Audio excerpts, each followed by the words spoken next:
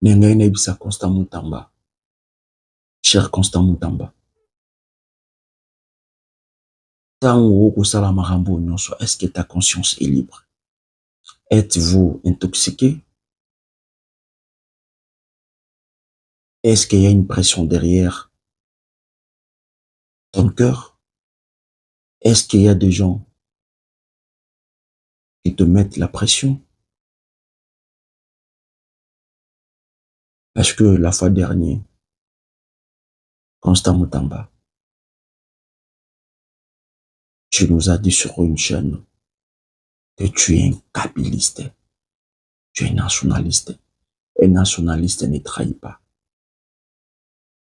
Un nationaliste a un esprit, il est déterminé, quel que soit châtiment, perquisition. Un nationaliste a cédé. Lumumba n'a jamais cédé. Il était prêt à sacrifier sa vie et il a sacrifié sa vie. Bonjour mes très chers frères de la diaspora congolaise. Je vous salue partout où vous vous retrouvez. Je vous salue au nom de Jésus. Je vous salue au nom de Kimbangu. Je vous salue au nom de Kimpavita. Je vous salue au nom de Emery Patrice Lumumba. Je vous dis un grand bonjour. Je salue mes frères de Bunagana. Je l'ai toujours dit avant de commencer mon émission, j'ai toujours pensé à mes frères. Ils traversent des moments très difficiles, des moments très durs dans l'Est de la République démocratique du Congo. Je l'ai toujours dit, un jour cette guerre finira. Un jour, Maya Monsieur Kokata Bishoba Congolais. Maya Monsieur Kokata Bandiko Nangaya Bunagana. Maya Monsieur Kokataka Bandiko Nangaya Ruchuru. Dans l'ensemble, Bandiko Nangaya Nord Kivu. Parce que vous êtes mes frères, vous êtes mes sœurs. Les dénominateurs communs, c'est le Congo. Et je ne peux pas fêter pendant que mes frères dans l'Est traversent des moments très douloureux, des moments très difficiles. Et je ne sais même pas s'ils ont eu le temps de manger aujourd'hui.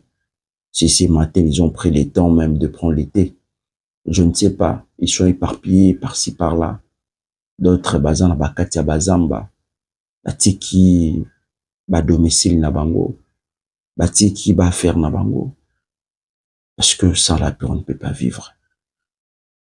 Si c'est pour ta première fois de Yakojo Abisso, dans YouTube, je vous demande, je vous recommande de vous abonner, très chers Congolais. Soki ezali mbala na yo ya liboso opportunité, et yango okoi entre maboko ya malamu. Nous sommes la chaîne Mitterrand Nimi TV. Nous allons émettre na kati ya Congo, na kati ya République démocratique du Congo. À chaque fois, on vous s'abonner, vous liker, vous partager le lien. C'est une façon de me soutenir. Je vous salue, je vous dis un grand bonjour. Nautaki Kobeta Matour, je vis comment Mboula ya Lobi, ya dimanche beti, comment ma itondi na ba acteur aminini na kati ya capitale. Et na ako continue komitu na ba question, est-ce que ba autorité ya mboka bolingaka Congo? Est-ce que les autorités provinciales bolingaka ba kinois? Parce que à chaque fois to koloba, est-ce que boko yoka biso? Est-ce que vous avez un problème ya ba matoyi ou comment? Totango mosusu boyokaka lingala te, boyokaka français te. Tango mosusu bozalaka na Kisasa te, je me pose des questions. Parce que ceux qui réellement bozalaka na Kisasa, bolingaki boyeba ko résoudre ba problème ozali ko déranger biso na katia. Vite pour le Kinshasa. Je l'ai toujours dit que ça, c'est na 3 dimensions. Ils allaient na dimension ya province. Ils ont une dimension, il y a ville. Ils ont même une dimension, il y a capitale. Ça dit que nous avons besoin cette fois-ci, ba autorité, bola late, bola muka, bola muka. Tozali na capitale mususu te. Tozali kaka na capitale na kombo ya Kisasa. Mais je me pose des questions. Bato ba ko gérango, est-ce que bolingaka Kisasa? Non seulement Kisasa ezali salité. Non seulement Kisasa ezali na bosoto. Nausée. La ville ne pas gouverner. La ville ne pas gouverner. Partout il y a des trous. Dans des grandes routes. Même na Katia Boulevard, Mabou et Kosalama. Je me pose des questions, le président de la République. Est-ce que Maï Oyo, au Monakango, au Monakangote, Mokonzamboka? Namitunaka, est-ce que Tango Tambolaka Mokonzamboka? Au Monakama Boulote, au Monakalolenge qui sa césalité, qui sa salité? Ah, ils allaient passer. Bakondia qui ça, est-ce que vous avez propre na banda munabino? Parce que je ne pense pas moto à la propre à koki kotika. Ndakuna ye salité. Nandimite. Qui ça sezali salité. Bamboula soke beti. Et ne kotala na ba nyei, na ba pampex, et kokota na kata ba balabala. Ah, Nzambe vraiment, ngana ebité vraiment. Allemagne d'Afrique, ngonde yango. Allemagne nde yango d'Afrique. Capitale à Berlin nde yango ba maye kotonda. Na ba balabala na ba terre, tout le monde a rata ba poubelle. Comment nous pouvons vivre dans une ville où il n'y a pas de poubelle? Chaque jour, beaucoup percevoir des taxes, beaucoup de impôts. J'étais sur Victoire, j'ai vu l'État. Victoire est commis, les lots, je vous dis, bande konanga ba kino ba ondimate. Bande konanga ba congolais ba ondimate. Bana ya poto ba ondimate. Place Victoire lolenge commis. C'est-à-dire que ma boulou moko ezawana non loin à maison de la Bible. Non, non, non, non, non, non, non. Non, non, non, non, non, non, non, non. Au côté imprimerie de la cité, on a ba maman na maboulou. Nzambe na ngai. Ya obino bojera ba nyama. Bojera ka ba kondoko, bojera ka ba mpuku bokanisa ka tonini. Poto oloba me boyo kate. Bon, nako sa na ko telema na sija Kisasa te po mususu. Na ya oloba buzoba. Alors na boy ko ba buzoba. Abonnez-vous mes frères congolais, abonnez-vous, abonnez-vous, partagez les liens. Si c'est ta toute première fois de nous suivre, je te demande de vous abonner. Sengeli bo s'abonner parce que les alikaka une façon à soutenir moi na mboka Mitterrand les alikaka une façon ya ko faire comprendre bino que vous allez vraiment on a besoin ya bosunga biso bo s'abonner. Et bah si gestion na bino ezali le bienvenu, la bienvenue. Et notre numéro WhatsApp ezali wana bokomela biso partout où vous êtes et ça va vraiment nous aider. Et je vous salue. Je salue un frère moi qui est aux États-Unis d'Amérique, Ndeko Freddy Dome azali moko ya bolandi ya émission Totombola Mboka na pesi mbote Ndeko Dome. Ndeko Freddy Dome na États-Unis d'Amérique. Voilà. Vraiment le lot to ligne un peu to solo na bino. Toko solo na bino parce que Bobi Mahambo ezole kana kati ya Congo. Toyoka kinga na bino na ba réseaux sociaux et l'ancien président de la République, le sénateur à vie, Mwana Mboka Joseph Kabila Kabange annoncaki retourne au Bercail.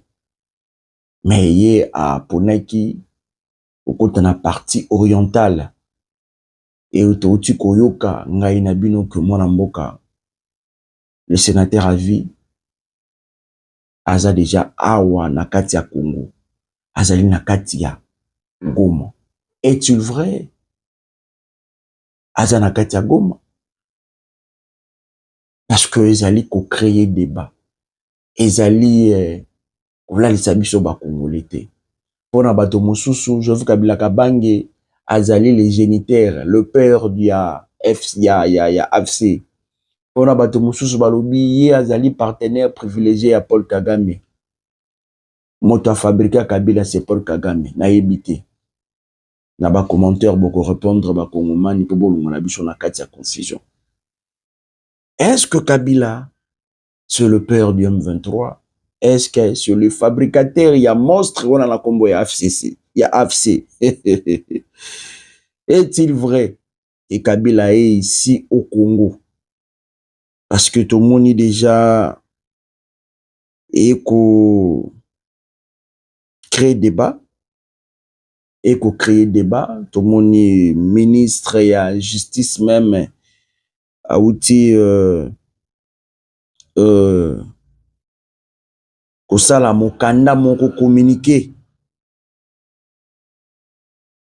Ça lui communiquer. On a koyebisa ba Kongomani. Et Joseph Kabila Kabange a trahir mboka na ye, a trahir la nation.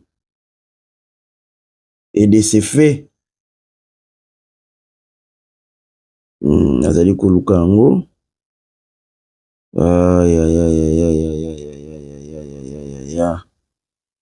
Mboka ya Congo, mboka Lumumba, mboka Congo etondi makambo ebele.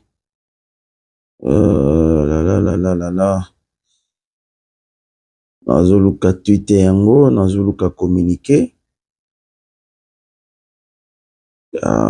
Ekeli susu apio. Oh là là là là là là là là. Abonnez-vous abondamment, abonnez-vous, très chers Congolais. Rosala décité. Rosala décité parce que awa toyakande koloba bosolo. Tera kopé sa makanisi na biso enfin que totombola mboka. Voilà. Azali koluka yango. Voilà. Nauti komona yango. Tokutanga Stanis Boujakera Chiamala. Voilà. Le gouvernement ordonne des poursuites judiciaires contre Joseph Kabila Kabange et ses complices responsables du PPRD FCC pour leur participation directe à l'agression menée par le Rwanda à travers les mouvements terroristes AFC M23. Tokutanga Sikoyo communiqué. Ministère de la Justice, communiqué numéro 098. Son Excellence, Monsieur le ministre d'État, ministre de la Justice et des Gardes des Sceaux, informe l'opinion publique nationale et internationale.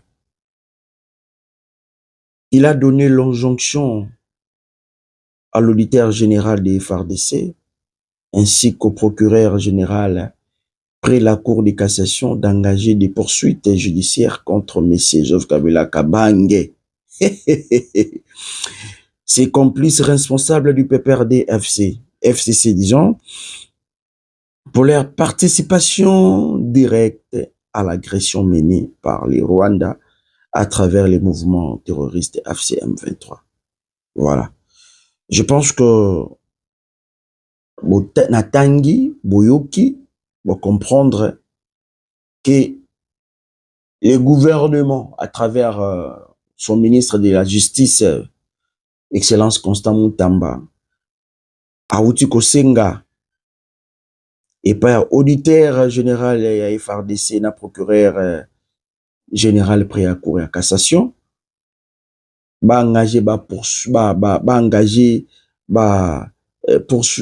poursuivre mon amour Joseph Kabila Kabange. Pourquoi? Parce que ce monsieur Kabila azali complice na parti politique na kombo ya PPRD pour na Constant Moutamba bato wana bazali ko participer na agression oyo le Rwanda azali ko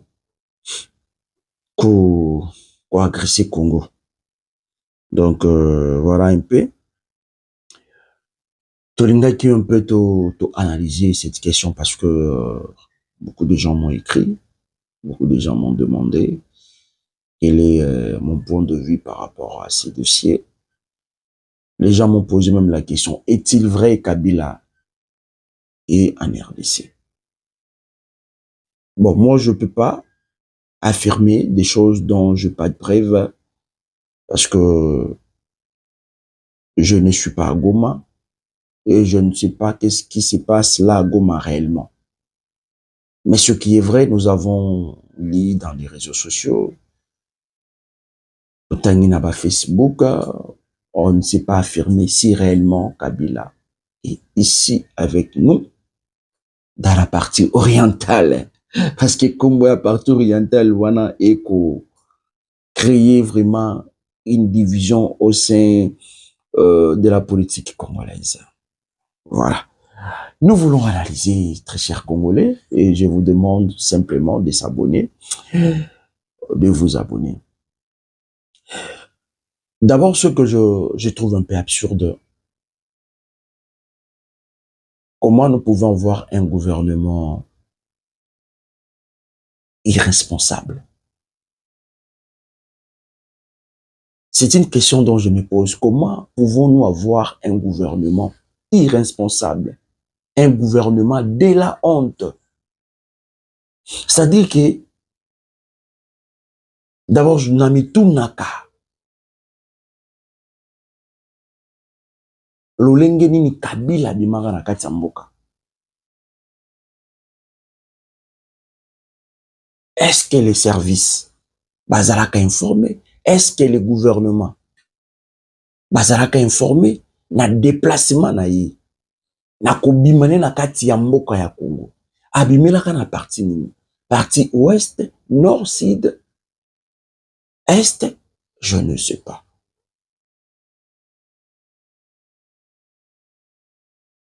Je ne sais pas. Kabila abima na mboka oyo. Mais aucun service de la République est là qu'on a informé.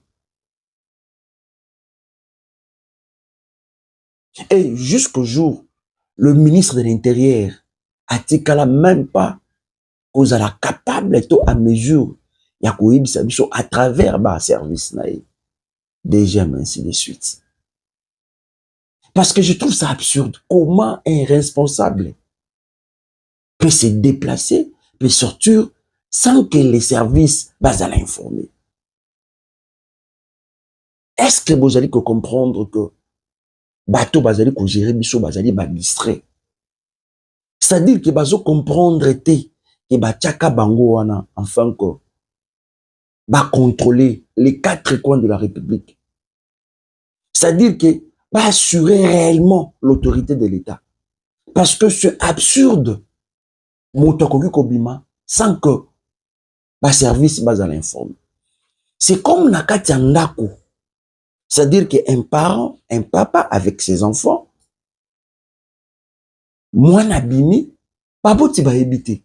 Premier jour, deuxième jour, troisième jour, quatrième jour, après quelques jours. Mais moi, Nazaraga qui va papi, pichen, bah éviter. Regardez comment donc considérer ma parent moko irresponsable. Parce que c'est anormal, moi na abima, à ce déplacement, sans que ma parent n'aille pas à l'informer. C'est pratiquement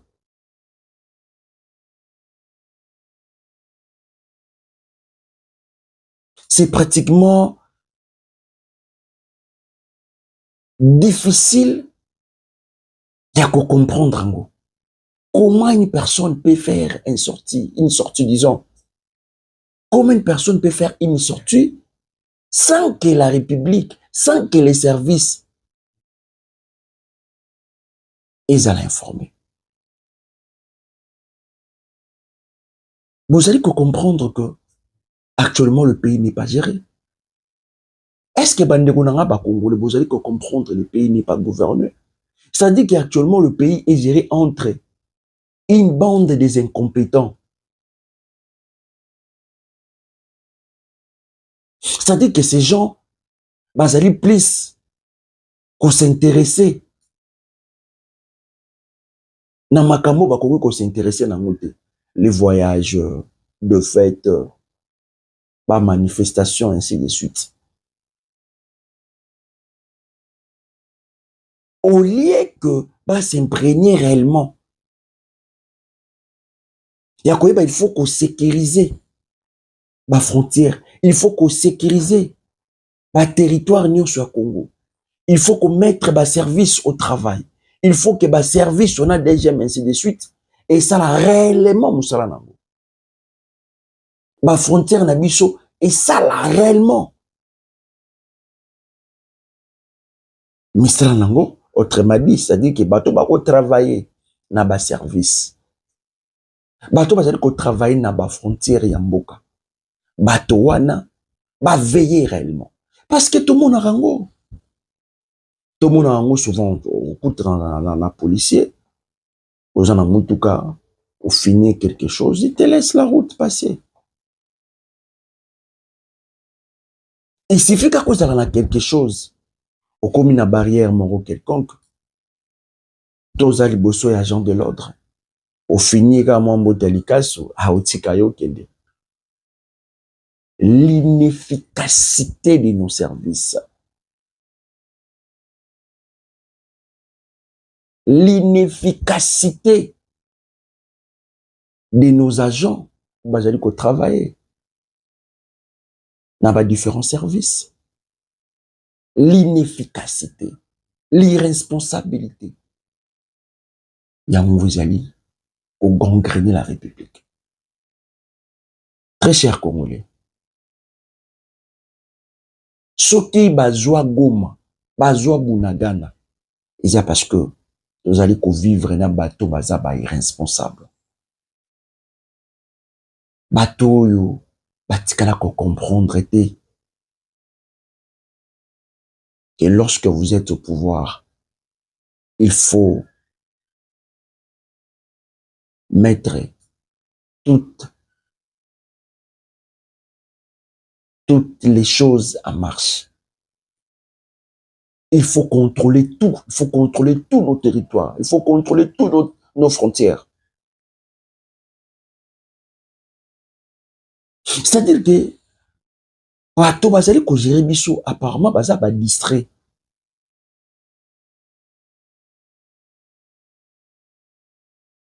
Kabila bimi, et puis alobi azongi. So azongi à côté de l'Andelani. Bon, admettons, parce que moi je m'en souviens en 2019, Ndeko Félix Tshisekedi, avant coalition FCCK chez Koufa, je m'en souviens, nos territoires, ils allaient contrôlés par les pouvoirs de Kinshasa.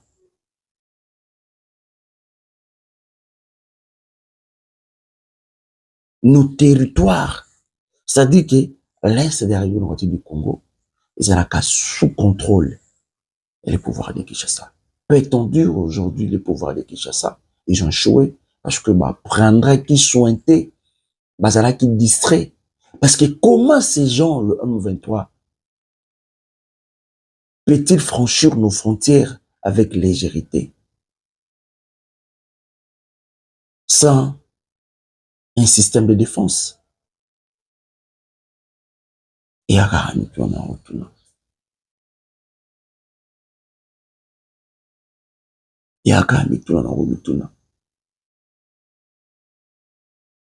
toyebite lobi ato tukoyoka ngana bino et Kabila zana Goma sur les réseaux sociaux tellement gouvernement mais ça nango ko ba décision na ba rimer bozana ministre asalaka makambo na ki populisme na sentiment bozana gouvernement moko bango bazala kaka très fort na ko exécuter makambo yo kaka na ba rimer. Lelo toyoki e bapekisi bandeko na biso ya PPRD baba na kosala ba activité na bango. Pourquoi? Parce que chef na bango akotaki na ngoma. Je trouve ça absurde, absurde, absurde. Comment pouvez-vous être agité na bozongi ya moto moko kaka? Ba wili ngoma bazala awa. Pourquoi le gouvernement bazala ka agité te? Le M23 bazala ka awa. Ils ont atterri ici. Où étaient nos services? Nos services étaient où? Bato bayambaka bango, pourquoi ba interpella bango te? Bato babimisaka ba frais. Et aucune loger bango. Pourquoi ces gens n'ont jamais été interpellés? Ba responsable ba responsable politique wana. Pourquoi ti mokolo lelo? Batikala ko organiser procès moko te contre bango. Parce que boyambaka ba ennemi awa, bolesaka bango na mbongo na nga, bolesaka bango na mbongo ba congolais, ya ba ndeko bako kufa na est. C'est-à-dire que autrement dit, biso ba congolais to futi ba taxe, to futi ba mpako, bino boke ko jura biso ba agresseur, o ba robwa biso na mboka na biso. Avant tout, naba mbongo na biso, bondima boyambela biso ba Rwandais awa, bondima boyambela biso ba M23, boloja bango na mbongo na biso, bamela na mbongo na biso, balia na mbongo na biso, basala nyonso na mbongo na biso.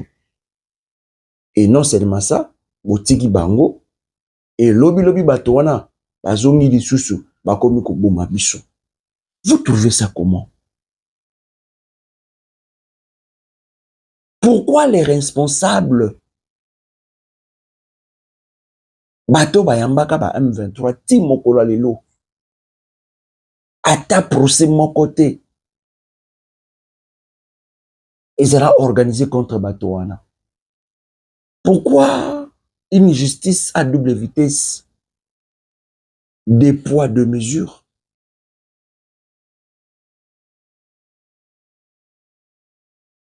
Pourquoi? À mon humble avis, je ne pense pas qu'un gouvernement responsable a copié que soit une décision à Barimère. C'est irréfléchi, c'est irresponsable. Cela veut dire que les gens ne comprennent que Nego Félix Tshisekedi, il est très mal entouré. Là, je vous dis vrai, moi, je ne suis pas ennemi de Félix Tshisekedi. Félix Tshisekedi, c'est mon grand frère. C'est mon grand frère. Mais sauf que je ne suis pas d'accord avec sa politique, sa façon de faire les choses, sa façon de gérer la République. Le chef ne peut pas toujours donner son oreille kaka bande du moko. Non. Non. Non, Mokonza Mboka. Non, Mokonza Mboka.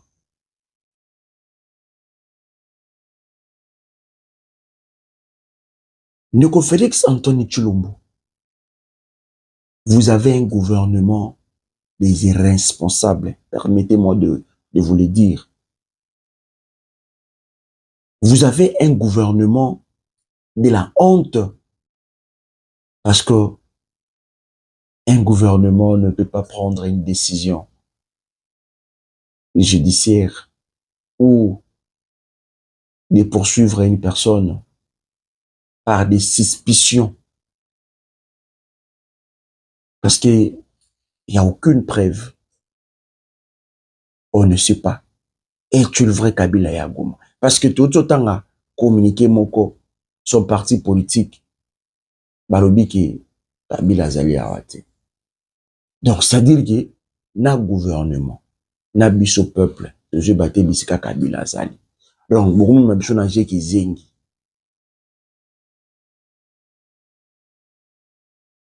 C'est pour cela que je demande Ajit Soumine a démissionné. Parce que vous avez fait un casting, un mauvais casting. Boko jula biso bato ba yembelaka Kabila, bato ba adoraka Kabila. Bato wana Kabila pesaka bango nyonso. Sans Kabila bato wana peut-être balengaki bazala oyo bazatelelo. Kabila pesi bango makoki. Bato mosusu toyebaka bango banoko tambolaka na mapapa na la gomme, il y a 2000 francs.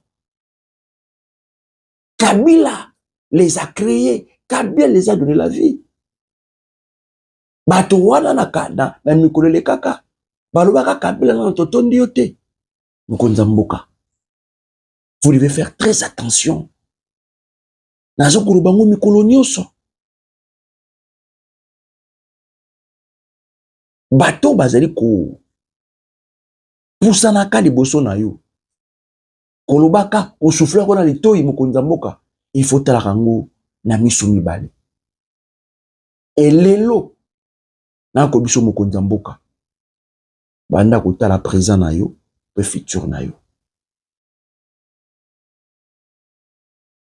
Banda ko bongisa futur na yo parce que lobi yo pe kolekaka. Ya Félix lobi okokendaka bakobengaka yo pe ancien président de la République. Bato ko kanisa lelo bazali ba partenaire fiable, bazali ba partenaire sincère mokonza mboka pesa bango mukonde oyeba.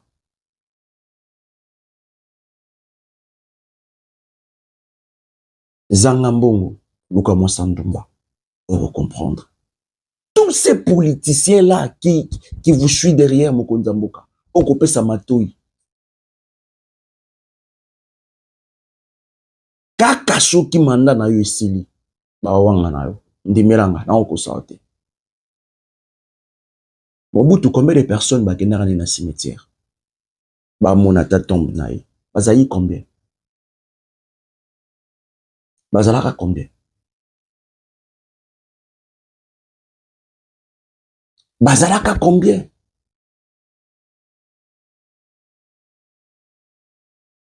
Mais na kotala manso oyo Mobutu asalaka pona bato wana. Na kotala manso oyo Mobutu apesaka bato wana.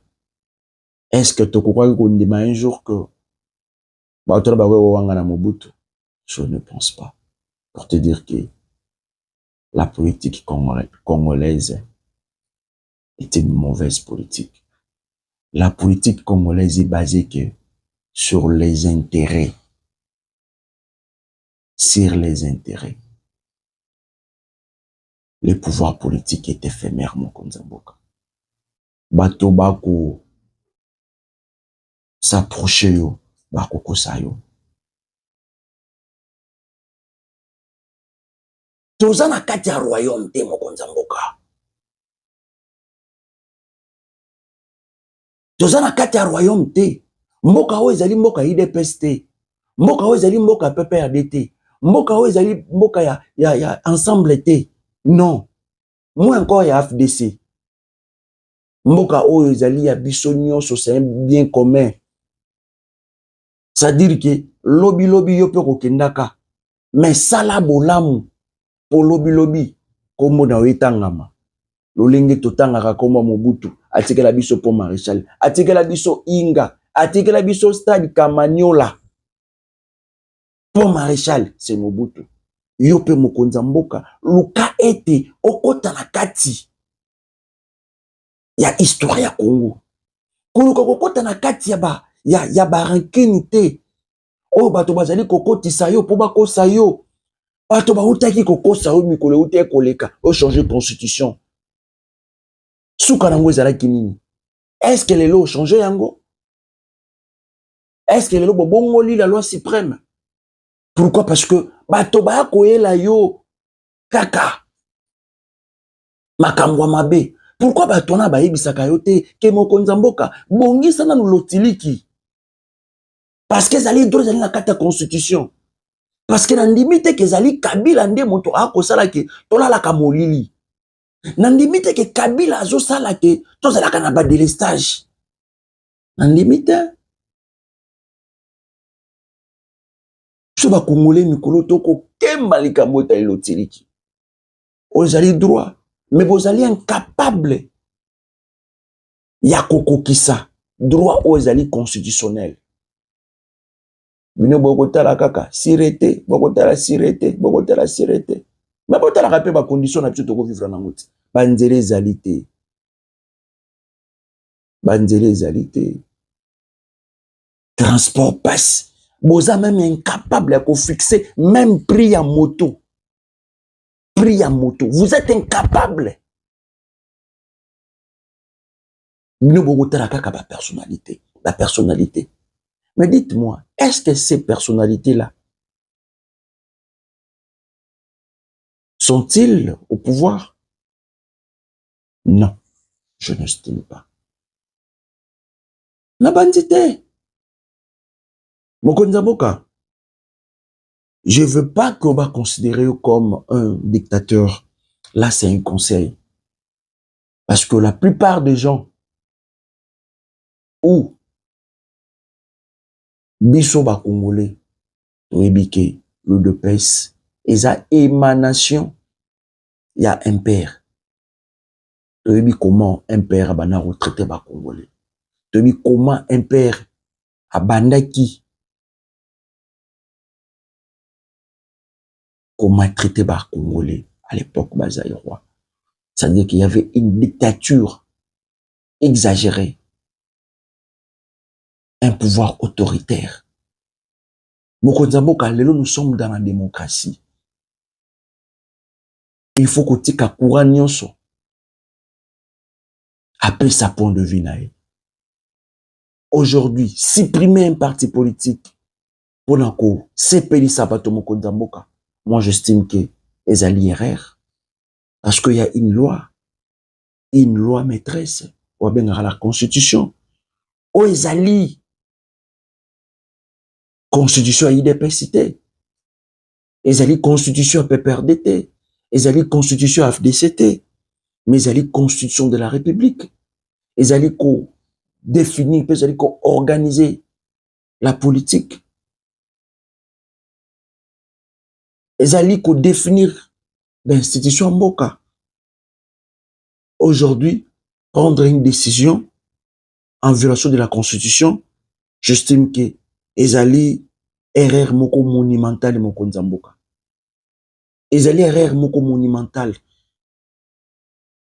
Dans le moment où tozanango, où tokomi, je pense qu'une cohésion nationale, j'allais dire, c'est vraiment important. C'est vraiment important, moko nzamboka. Comment pouvez-vous violer les droits fondamentaux de la Constitution ou de la République? Comment pouvez-vous violer les droits fondamentaux de la République?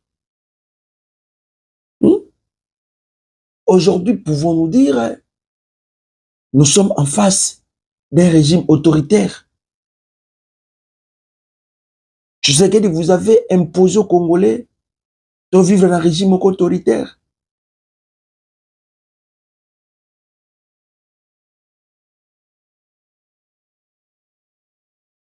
Un état de droit est fondé sur des principes. Un état de droit n'est pas fondé sur des rumeurs. Il y a des principes. Nous sommes dans un état de droit. Il y a des choses. Il y a l'état et il y a les droits. Les droits, c'est ce qui est conforme aux règles. C'est-à-dire que nous avons un acte juridique. Nous avons une constitution. Il y a des alliés kotambu, il y a des alliés boussole nabiso. Dans un état de droit, il y a le respect. Il y a le respect de la liberté. Ça, ce n'est pas moi, c'est la Constitution. Aujourd'hui, nous avons compris que, apparemment, les régimes en place, aux alliés Kobosana, qui viennent des socialistes, Il a fallu commencer par donner l'essentiel aux Congolais. Il a fallu commencer par assurer la sécurité des Congolais. Aujourd'hui, vous voulez supprimer ces partis politiques pour plaire à qui? Aux acteurs politiques ou à nous les Congolais? Parce que moi, ça ne me plaît même pas.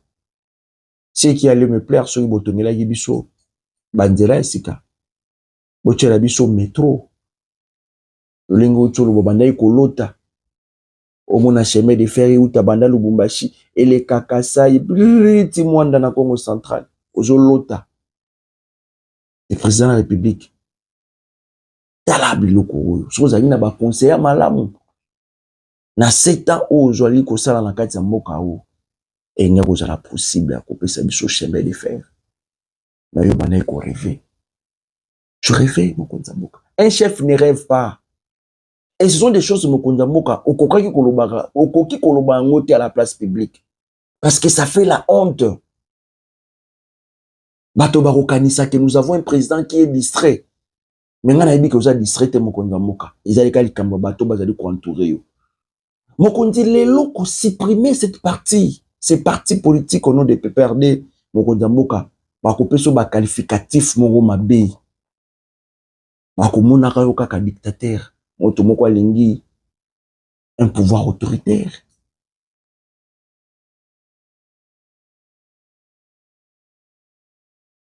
Avez-vous des preuves que Kabila est à Goma? Avez-vous des preuves formelles? Logiquement, vous devez nous fournir des preuves. Tous les cas, nous sommes tous passés au banc de l'école. Tu veux la logique matérielle et formelle. Du point de vue matériel, avez-vous de preuves que Kabila est à Goma? Comment un gouvernement peut prendre une décision sur des rumeurs sur les réseaux sociaux? Donc, un gouvernement, il y a quelqu'un au Facebook, à Twitter, parce qu'il y a une personne à Twitter, Baramonko, ah oui, oui, il est à Goma. Non, non, non, Mokonza Mboka. Bah, qu'on voulait s'abonner, hein? Vous s'abonner. Ngai morobeli na bino mwana mboka miterani ngalinga bino makasi na rubanga nga ka vérité. So botengi l'article 17 de la Constitution, ils allaient garantir la présomption d'innocence. Là, ce n'est pas moi. Yango na ibisa kabato ya IDPS sengeli na bino botangaka. Botangaka ta Constitution. Ils ont moins cher. La présomption d'innocence.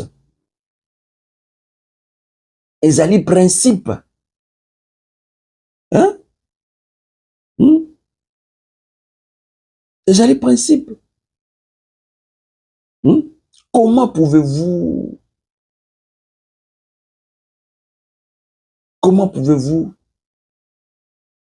prendre une décision sur des rumeurs?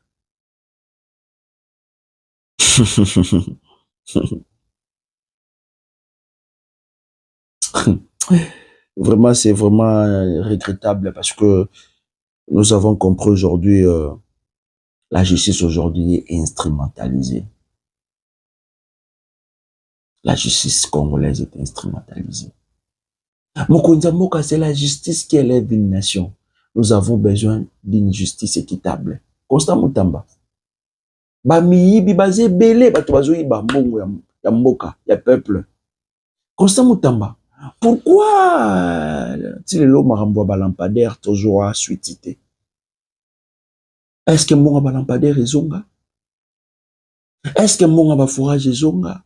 Constant Mutamba. C'est une question. Pourquoi poursuivre bato anate? Mbongo ba congolais ezonga. Donc je comprends bien mbongo ya ba lampadaire. Moto ayibaki yango, moto détournaki yango.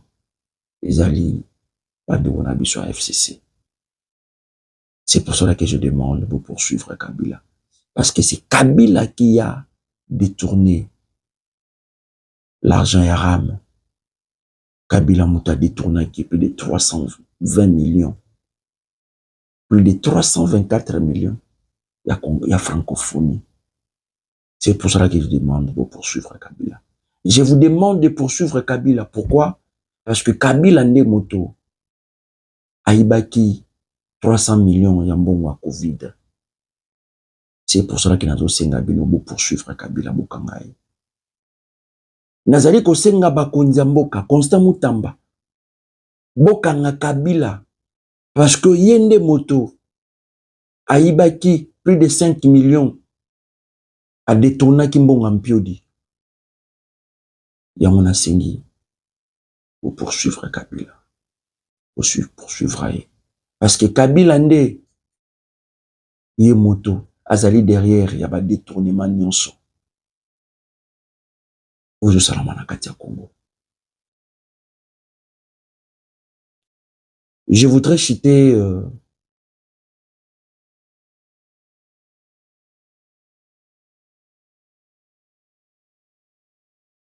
Nalingina Katalanga émission. Parce que Tokomi na suka. Nenga ina ibisa Constant Mutamba. Cher Constant Mutamba. Tango kusala marambo nyonso, est-ce que ta conscience est libre? Êtes-vous intoxiqué? Est-ce qu'il y a une pression derrière ton cœur?